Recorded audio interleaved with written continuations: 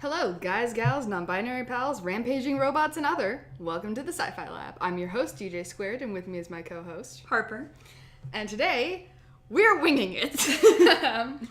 It has been a week for me personally. I'm not sure about you. It's been a semester so far. It's been 4 weeks, and it's already felt like eternity. Like actual years. Yeah. I don't know what it is about campus this semester, but it seems like everyone has just been having too much. I'm not gonna lie. Going on. I feel like dropping out of college.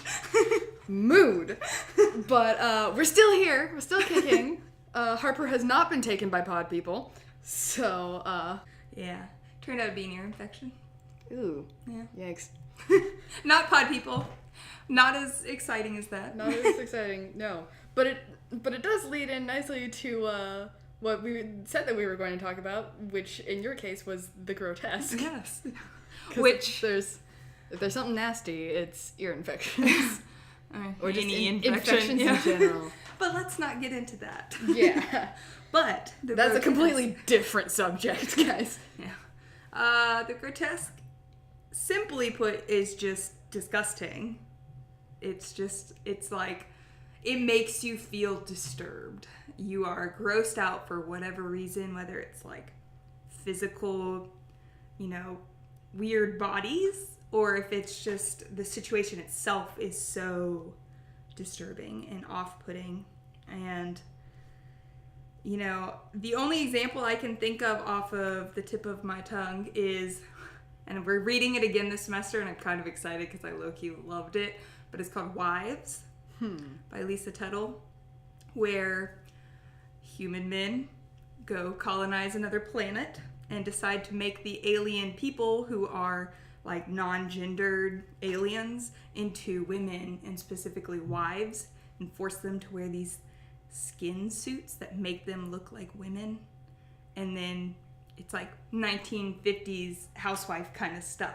But you read the description of their scaly bodies, and they have 3 breasts and all of this stuff, but they slide this skin suit on and zip it up, and it just contains, they have like these pheromones that they put off, and the men hate it, and so they have to like contain every part of their being and be subjects to these men.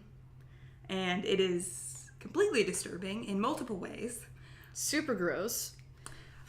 But in the end, they are like kind of cannibals. They basically... Why is it that the grotesque always ends up with cannibals? A boy and his dog. Yeah. Cannibals. So many cannibals. What is it? Just about cannibals? Like, Well, it is probably the grossest thing I can think of. Well, I can think of grosser things. I mean, things that I definitely wouldn't want to read. I mean, I don't want to read about cannibalism, but, on the scale of what squicks me out, cannibalism is just solid middle. Really? I don't know. Possibly middle, like on a scale of 1 to 10, might be around an 8. I have an 8 or 9. I have an anecdote, but it is actually disgusting. Well, that's what we're here for. I have my tonsils out in high school, and they cauterize the wound, so they cook it. Yeah. And that is where your taste buds are, in your mouth. And so you can just taste your own burnt flesh while you heal. Nasty. It is disgusting. I'm not even, and I'm sorry to the people listening who are like, why are you talking about this? But it is grotesque. Very grotesque. And so me, why did they never have that? Like that specific instance in science fiction for grotesque. Like you've got, crazy doctors. You've got like insane asylum, like people doing illegal experiments on other people. But why not just show the grotesquerie of like normal medical normal medical procedures? Because like depending on how you write it, that could be some freaky stuff. Or just funny. Or hilarious. It depends on the writer. Oh, God. But because of that, cannibalism really, really grosses me out. Because I know what cooked flesh tastes like. And it's disgusting. Yikes. Well, And now we know. Knowing so. I'm sorry. So if any of you ever have a tonsillectomy, that's what you gotta look forward to. They don't really do those as much anymore, so I've heard, but a long time ago, almost everyone got their tonsils out. Like, it used to be the cure-all, like, oh, you're sick a lot, tonsils out. Strep throat all the time, tonsils out. So... Yeah, I've never had my tonsils taken. No, didn't have my tonsils removed. I've never actually had a surgery before. They are awful. So I've heard. When I got mine done, I was 16, and it was at this super sketchy hospital in a small town. I don't know why I was there. I didn't live in that town. Never Was lived it definitely in that town. haunted? It was so weird. So I'm gonna go with definitely haunted. they told me to go to the bathroom before this all started, and I go into the bathroom, and they were using it as storage for red flyer wagons and corded telephones. And it's not like me being 16 was that long ago. People, like, why have 100 corded telephones in red flyer wagons in the shower of a bathroom at a hospital? It was, like, really weird. It was strange. You just walked into a video game. You walked into a video game hospital and got your tonsils removed. Well, the thing is... Like a horror game hospital, you got your tonsils removed and then you left right before the main game started. It's, like, not reassuring when you cannot comprehend why something is in a hospital. Like... That's also grotesque. Just having random shit in the hospital bathroom. And mold on the ceiling tiles. That's not good. And then they had to, like, call in a nurse who had retired to draw my blood after they pricked me 12 times because they could not find a vein. And I'm sitting here like, I don't want you to operate on me. Yeah. I don't know what hospital you went to, and honestly, I don't want to know, but it might have been a video game hospital. You might have narrowly avoided being the first 5 minutes of a horror game. I flatlined and had an out-of-body experience. I'm not even lying. This just gets better. I was, like, floating up on the ceiling watching them work on me. And that's all I'm sure it was opiates in the anesthesia. But, whatever. I just had a great idea for a story. And it's, like, somebody having an out-of-body experience on an operating table. But they're being operated. But, like, the people operating on them... harvest some of their organs. But they see this because they're having an out-of-body experience. No, don't take my kidney! Don't take my kidneys! Most of my liver. And then they have to, like, find a way to prove that their organs were harvested. Like, in a court of law or something. Well, I mean, if they took both their kidneys, they wouldn't have to prove anything. They'd be dead. If it was just, like, a low-key organ harvesting operation, like, you can still live without one of your kidneys, so... And, I mean, it happens. People get kidnapped and But, like, I'm thinking about, like, if the like, main character in question just, like, goes to a hospital for, like, some sort of surgery, like a tonsillectomy or something. They have an out-of-body experience, and then they watch as the doctor not only takes out their tonsils, but also, like, one of their kidneys or something. I think it would be easy to prove if you're randomly missing an organ. But how would you know? Especially if this was like a sci-fi setting where they could like heal you over instantly. Yeah.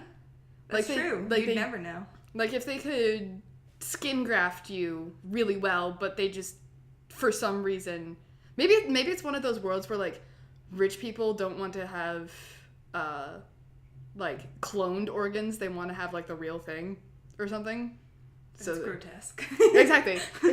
But like there's plenty of stories like that where like rich people because like rich people in general don't really have morals, but especially in science fiction. Look, I'm just saying if you've got over $1 million, why would any good person have... After looking at houses recently, I can tell you $1 million is not a lot anymore. Everything is so expensive. True that. So, but maybe over 5 million. Maybe. All right. But anyway, so you've got like the super rich people, but especially in science fiction, the super rich people are always incredibly morally bankrupt. So they're like farming poor people for their organs or for something else. I don't know. This is like the premise of most cyberpunk. Exactly. Evil rich people. evil capitalists, you know? So, yeah. You just set it in one of those worlds.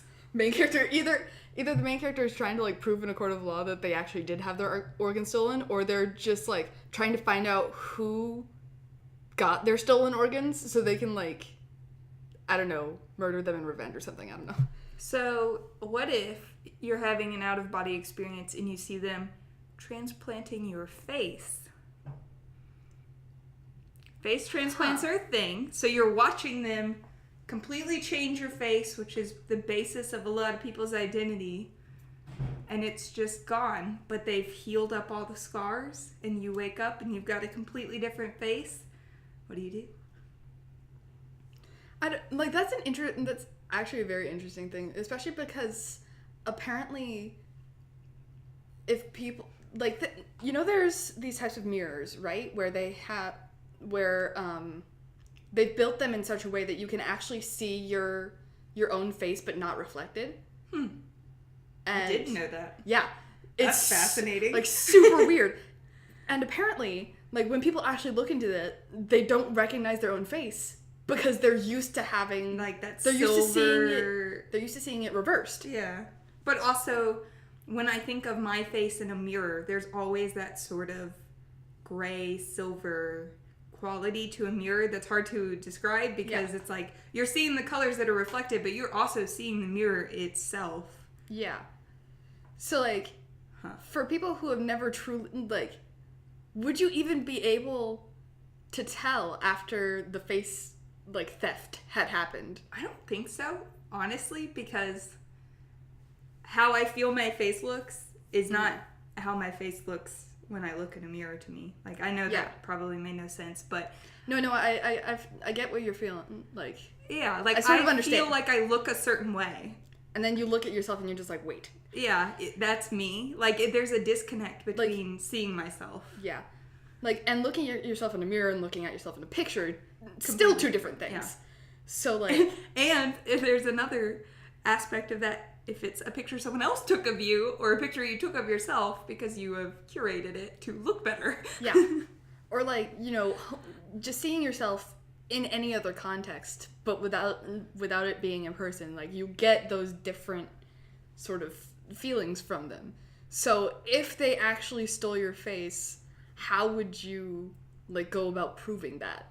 The only thing I can think of is, like, well, I have a government ID with a picture of my face on it, so I could be like, my face is different, but they'd probably be like, maybe you gained weight, maybe you got a tan, maybe you got some wrinkles from the sun, whatever. People change. Especially if you're, like, if the face they change yours to is only, like, slightly off. Oh, that'd be even freakier. That'd be super freaky. Because I'm thinking, like, completely different. But if you just wake up and it's like, my nose is a little different, my eyes are just slightly more round. It's like, how do you prove that to people? How do you prove that? Like you feel the wrongness, but no one else can feel the wrongness. And then the rest of your life, you have to deal with that slight wrongness.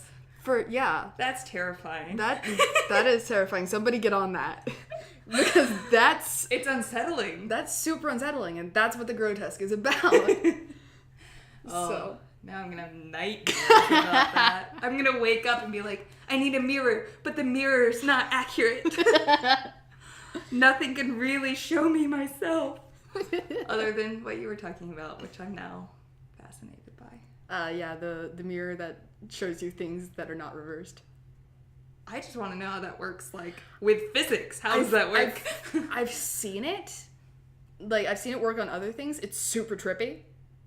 Like, I've never actually seen it in person, but I've seen, like, videos of it and stuff. It's super trippy to, like, they put an object in front of the mirror, and it's super strange. I'm gonna have to do some Googling later. It's so strange. I might put a link in the description of this video if I can find it again, because... That is freaky. It's something that everyone should see, if only because it's mildly, like, existentially horrifying. Which is what grotesque is. Exactly. I mean, existential horror is so subjective. Like, it's interesting how subjective it is. Because, existential horror is supposed to be, like, horror at like human nature and stuff, or like the nature of the universe. And the fact that that shifts over time is fascinating. Because like existential or cosmic horror, and it's all about, you know, the horrific things that exist in the universe or within ourselves, and we're all just, and the fact that that, you know, changes over time is absolutely like crazy. Because like during the age of sail, or before airplanes were a thing, you know, any time when people were traveling the ocean but couldn't travel by air yet, you'd have all of these cosmic horrors, but they were all like tentacle monsters and stuff, because the deep ocean is scary. Loch Ness. There's also the thing about how the Loch Ness Monster is like, when you think about the Loch Ness Monster, no one ever brings it up as like an actual monster, as like a horror thing, or at least I haven't seen it like that in a long time. Just last week, I was in the car with my boyfriend and his mother, and she was talking about how she went to Scotland and didn't get to see the Loch Ness.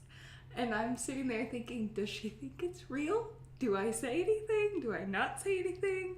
Is it just sarcasm and I'm not picking up on it? But I just sat there and kept, you know, minded my own business with that one. It's like, well, Loch Ness is definitely real. The monster, yeah, it could go either way. Well, that's what she was talking about. Yeah. She was talking about how afraid my boyfriend used to be of the Loch Ness Monster. I mean, like, when you're a kid, it's easier to be scared of things like the Loch Ness Monster. But, like, now when people, especially when people talk about cryptids, like, on the internet now, like, you know, Mothman or Bigfoot or whatever, they aren't talked about, like, you know, monsters or spooky things. I mean, they're, like, Mothman's sort of spooky, but it's generally viewed through more of the lens of, yeah, these are just creatures that are different than us. Get a selfie with it. You know, it's more of a, oh gosh, what's the word I'm looking for? But they're more... The other. Like they're normalized, almost. Like, you're just like, somebody tells you, oh my gosh, I just saw the Mothman, and you're just like, holy shit, where? I need to get a picture. I need to meet your friends if they're telling you this, because my friends don't meet the Mothman. No, I'm just talking about, like, on like the internet and everything. Like, cryptids are more of a joke than, like, a horror. Cryptids? Cryptids? Yeah. Cryptids are, like, they're sort of like monsters from Western culture that aren't part of a religion. Okay. They're just sort of a supernatural phenomenon. Okay. That things like there's a difference between, like, religious, like, magical beasts or cryptids. Like a thunderbird is not a cryptid because it's a religious, you know, like, it's part of a mythology. So are, I believe, wendigos also count as not cryptids. Or even, like, demons and things like that? That one, yeah, those aren't cryptids. Okay. Especially because they're not, like, part of the natural world. Okay. Yeah, more supernatural. Like, yeah, like, cryptids are supernatural beings, but they're firmly entrenched in the natural world. The Loch Ness Monster counts because, you know, the mythology around that is like, okay, maybe like a dinosaur or a dragon or something just lived in the lake for however long. The Jersey Devil, which is, like, if you don't know what that is, it's like this big wolf thing with a goat head and wings. Did not know what that was. Cool. Kind of creepy. Very cool. So if no one's like, afraid of these... Big bat wings. Like, they used to be. Like, think about, like, have you ever heard of somebody actually being afraid of Bigfoot? No. Exactly. Bigfoot's a cryptid. But it used to be really scary. This, like, big, hairy, gigantic man in the middle of the forest who might just kill you. I mean, I'm, like, thinking of the idea of Bigfoot. I'm not afraid. If Exactly. I'm in the woods by myself, though, and I see an 8-foot hairy thing running at me, I'd be scared. Yeah, but, like, the idea of these things has turned from these, you know, things that go bump in the night to just sort of, local flavor. Well, what I was going to ask is then what are the actually scary things now?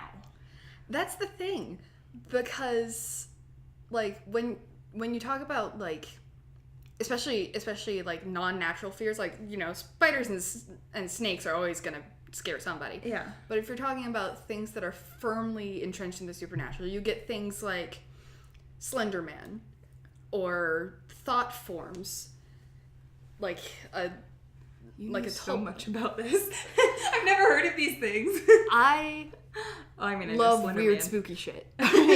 So this is your favorite subgenre.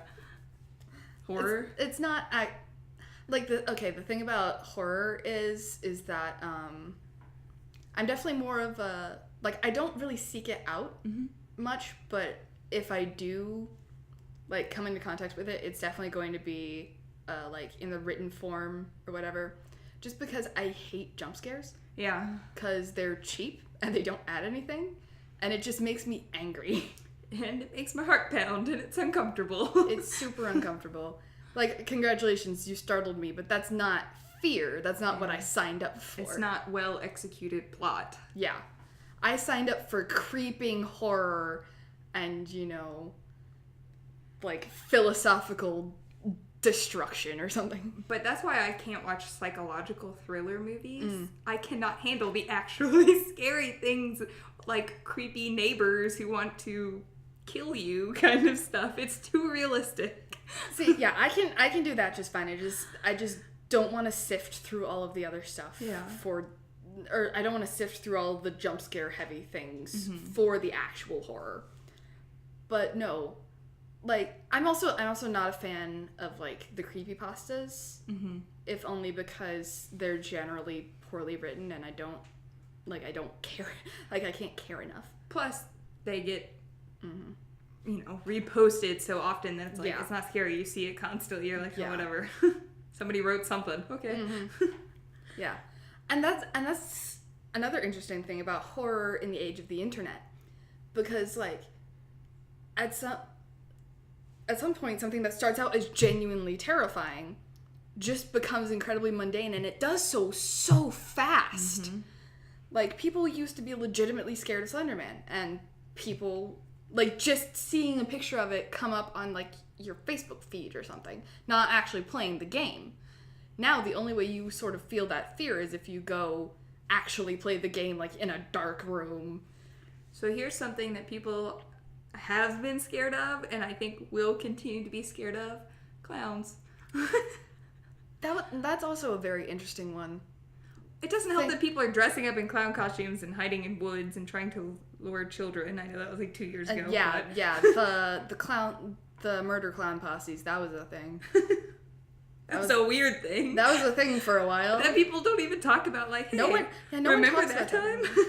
No one talks about that anymore. It's like the movie Avatar, you know, the ones with the blue people. Yeah. No one talks about it. It was hailed as like the greatest movie ever. It made so much money. You can't even name 2 characters from it. I can't even name one. You said that once, but I had just spent like 3 hours reading about that movie before you said it, and I could name those characters, but now I can't. Yeah, exactly. No one can.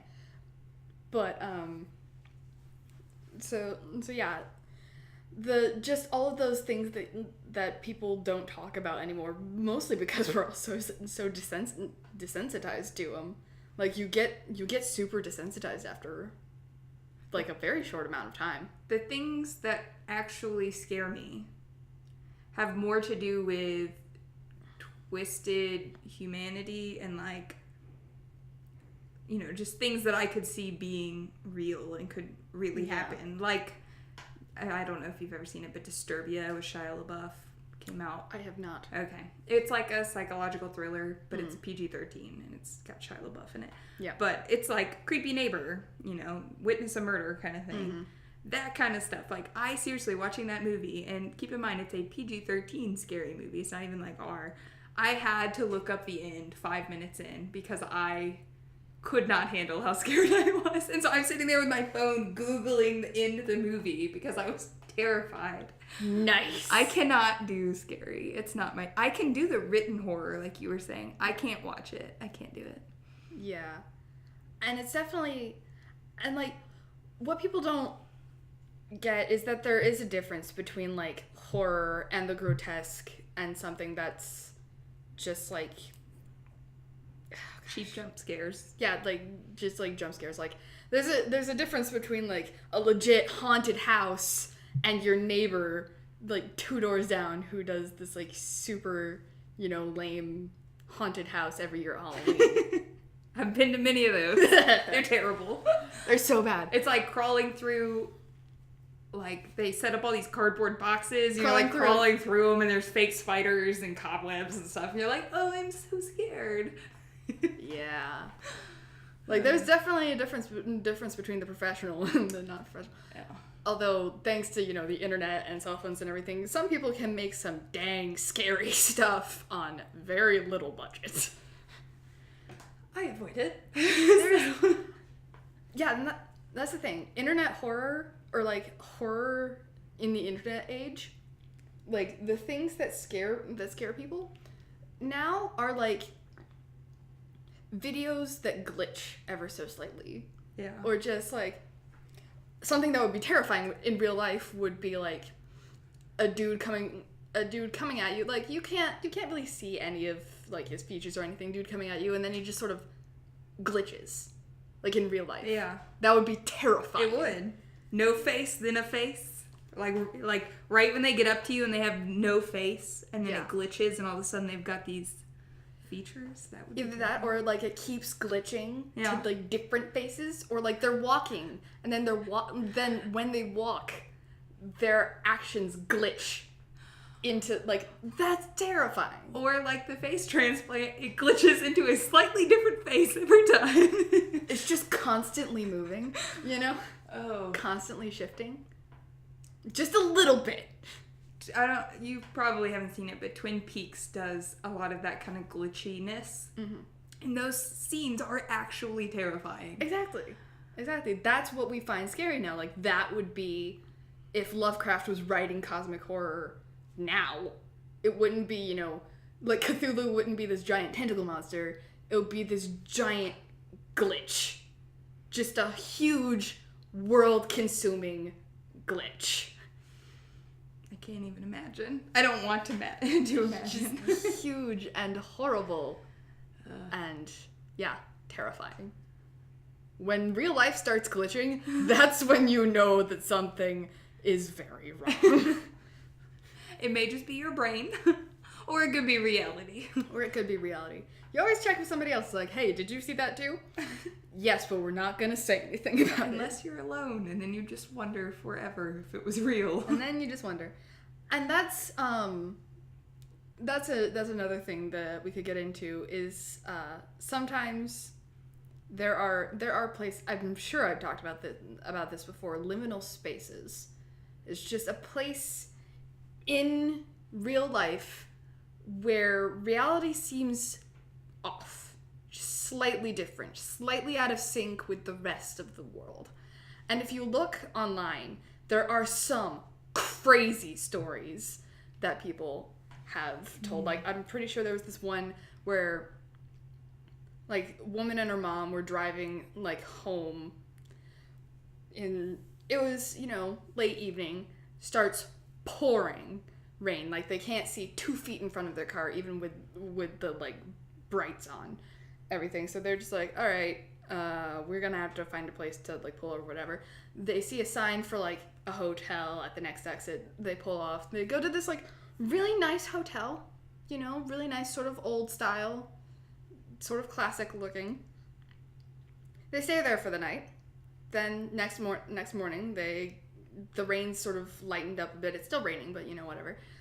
The rain's lightened up a bit. They get off the exit, and then they travel, like, a few miles, like, less than a mile down the road, and find that there was a 14-car pileup waiting. And that if they hadn't stopped at that hotel, they would have been a part of that. Like, 14-car pileup. Also, when they went back to try to find the hotel again, it had been closed for like months. It's like this dilapidated, abandoned building. No. Either that, like it had been closed for long enough that there was no way they could have stayed there, except that they did. So they definitely like went through the veil into like a slightly different reality. The Upside Down. Oh, you haven't seen Stranger Things. No. You've got to watch Stranger Things. I know. I have a list. Good. It's like nostalgic throwback. It's fun. I mean, neither of us were born in the 80s, but it's fun nostalgia either way. I have a list. It's on the list. Where on the list? I need to know. It's like, bro, I don't Number 1, even know. number 2, number 47, or 42. I would need to actually count what's on the list first. So you need to actually make the list.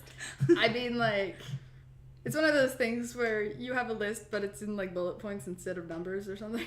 Or just in your head. Or just in your head. That happens, too.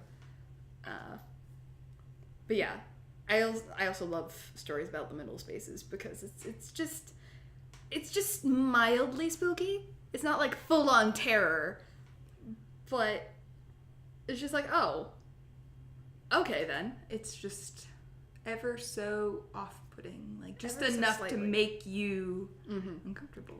Yeah. Which is what I like. I like that feeling. Yeah. just because sometimes you really kind of want. That's another thing about like humanity that is so incredibly strange. And if we ever make contact with aliens, they're going to think we're so weird, probably, because we enjoy feeling slightly uncomfortable Or scared. at certain times. People like to go watch scary movies. People like to, go to haunted houses. Yeah. Like, legitimately terrifying haunted houses. Like, those haunted houses that are so scary that you need to sign a waiver. What is the one in Atlanta? I cannot think of the name of it.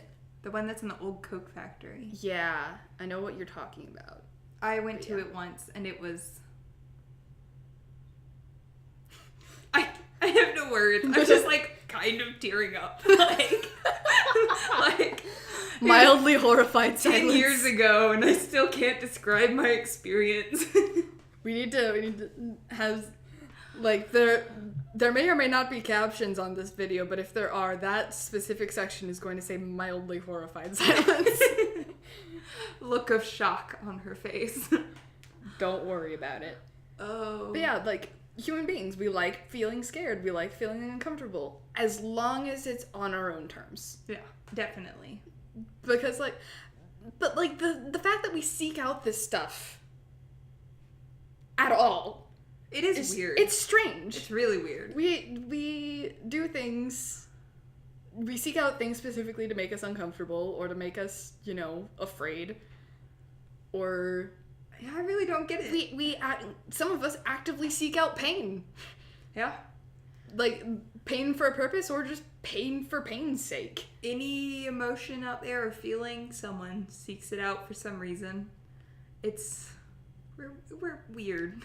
Humans are weird. Humans are the weirdest and most horrific thing in the universe. We are grotesque. We are incredibly grotesque. Oh, Any other, like, creature in the universe would look at us and be like, that's not right. Let's annihilate that planet. Those people, they need to go. Either that or just like quarantine around Earth. It's like Something happened to these. They're just off. Look at look at this thing. Look at this perfectly good primate. It's got anxiety. Oh. No, it's just humans, the most grotesque. Yeah. Yep. And I think that's where we're gonna end this off this week. So I'm DJ. I'm Harper. This has been the Sci-Fi Lab. Thanks for listening.